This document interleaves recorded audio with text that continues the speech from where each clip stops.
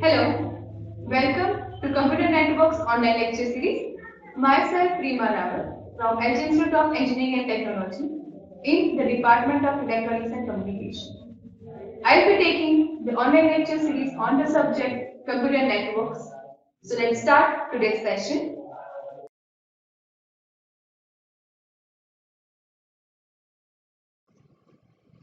So let's see transport layer service. The main role of the transport layer is to provide the communication services directly to the application processes running on different hosts. So there are the processes running on different hosts, or there are the applications on different platforms. Transport layer has to provide the services at different hosts. To achieve this goal, the transport layer makes use of the services provided by the network layer.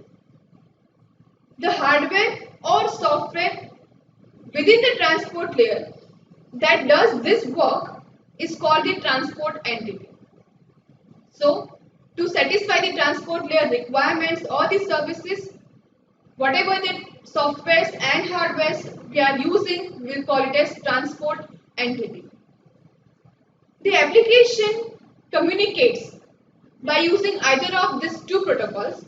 The first one is TCP, that is Transport Control Protocol or Transmission Control Protocol, and the second one is UDP, which stands for User Datagram Protocol. So at transport layer, these are the basic two protocols which are used widely. We will see each of this in detail.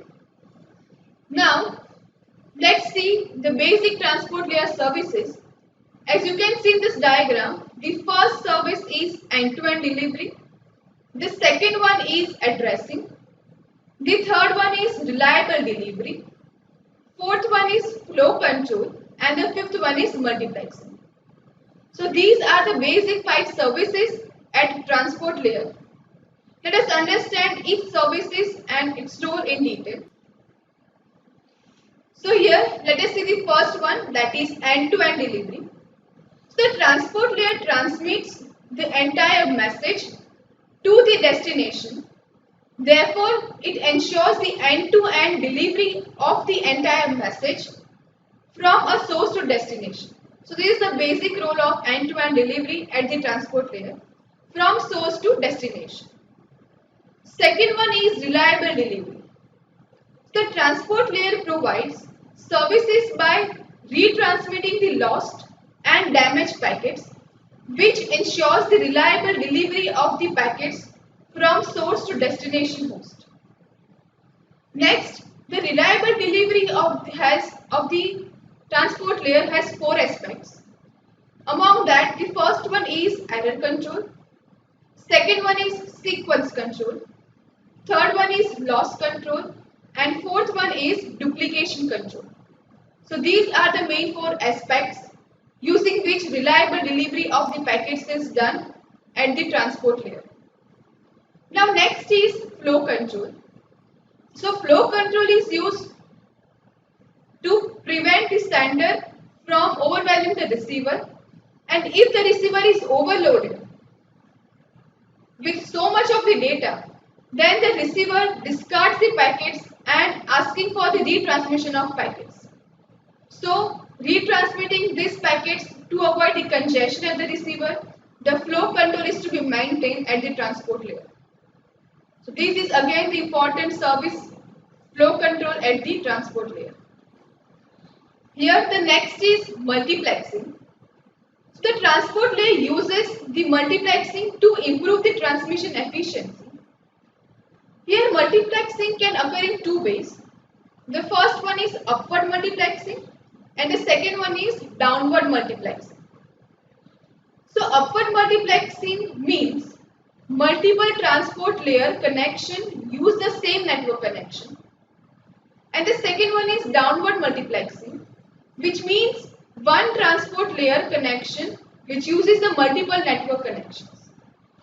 So multiplexing is done at the transport layer. Then the next is addressing. So according to the layered model, the transport layer interacts with the function of the session layer. Many protocols combine the session, presentation and application layer protocols into a single layer like TCP because the application layer, which is known as the single layer. And in these cases, delivery to the session layer means delivery to the application layer. So data generated by the application layer on one machine must be transmitted to the correct application on the another machine. In this case, addressing is provided by the transport layer. That means at which destination the data is to be transmitted, and for that addressing or the address of the destination is to be known by the sender host. So addressing is again important service at the transport layer. So these are the transport layer services. Now let's see elements of transport protocols. Now you need to differentiate transport layer services and elements of transport protocols.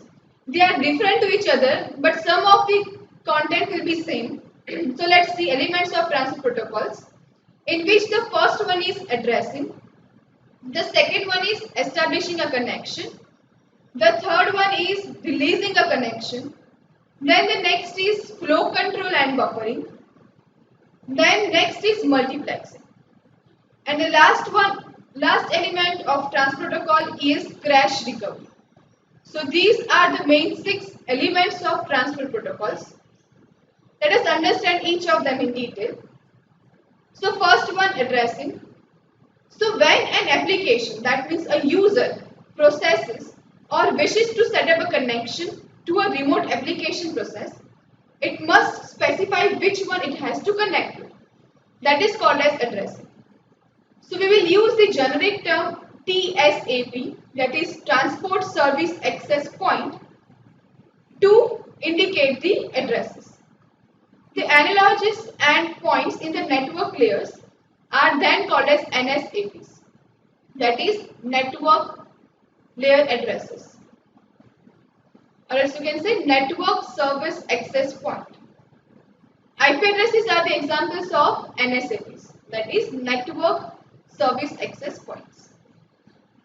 Next is establishing a connection. So here, as you can see, this indicates the three-way handshaking of establishing a connection. Here host 1 and host 2 is indicated, where host 1 sends the connection request CR, of which the acknowledgement is to be obtained. Here there are two worst case scenarios that may happen if the standard connection is not established. The first case indicates the loss of connection request or duplication of CR, and of which the acknowledgement is received which is incorrect, and then it will reject this acknowledgement. The second case is where the acknowledgement and the data are lost. These are the worst case scenarios in establishing a connection for the three-way handshaking case. Next is releasing a connection. That means once the data is transferred, the connection is to be released. Now there are two types of connection release process. The first one is asymmetric release and the second one is symmetric release. In asymmetric release, what happens is that if one party hangs up or one party or one host disconnects, the connection is broken. That means the connection is not to be broken at both the sides. If anyone hangs up the connection or breaks the connection is lost. Here it may happen that the data loss can occur because it may happen that one sender is sending the data and at that time the another host or receiver breaks up the connection. So data loss can occur. Whereas in the second case, that means in symmetric release, each direction is released independently. That means after communicating with each other, the connection is released. Here, the problem arises which is called as two-army problem. As you can see over here, this indicates the cases of the asymmetric release where two-army problem arises. Here, the two valley is indicated. That means in a valley, white army is situated and on the two opposite sides, teams of blue army is indicated. At the blue army 1 and at the blue army 2, if both these wants to defeat the white army, they want to communicate with each other and they have to attack at the same time. As you can see, blue army has two persons at one side and two persons on the opposite side. Whereas in the white army there are three persons. This analogy is ideal in which it is indicated that if four persons simultaneously attacks at the same time on the third three persons, that means on the white army, they can win. So to win this white army is to be attacked by the blue army at the same time. That means synchronization is to be provided. Now here what happens is if blue army 1 asks for the attack, let's say for example at 9 AM and they send this message to blue army 2. If this blue army 2 is ready to attack at 9 AM, it will send the acknowledgement back to this blue army 1 that yes, we are ready to attack at this time, and if they receive this correctly, they can attack and win. But what if the acknowledgement is not received correctly at the blue army 1? Blue army 2 will attack at the 9 AM in morning and blue army 1 will understand that as we have not received the acknowledgement, we are not ready to attack at that time. So they will not attack and this war can be defeated by the blue army. The second case scenario is that if the acknowledgement is received, but at that time blue army 1 is not ready and they want to change the schedule. They will send a message saying that we have to shift the time from 9 AM to 9 PM. And if this message is not received at blue army 2, they will attack and the worst case scenario will occur in this. So these possibilities of receiving or not receiving the data or acknowledgement may happen, which is called as the two-army problem. Now I hope that connection release is clear to you now, and the cases of connection release, symmetric release and asymmetric release is clear. Now next element is flow control and buffering. So the flow control and buffering rules are same that were in the data link layer. But let us understand the difference of this in the transport layer and that we have used in the data link layer. So connections or connection lines in transport layers are many and that may be varying in the cases.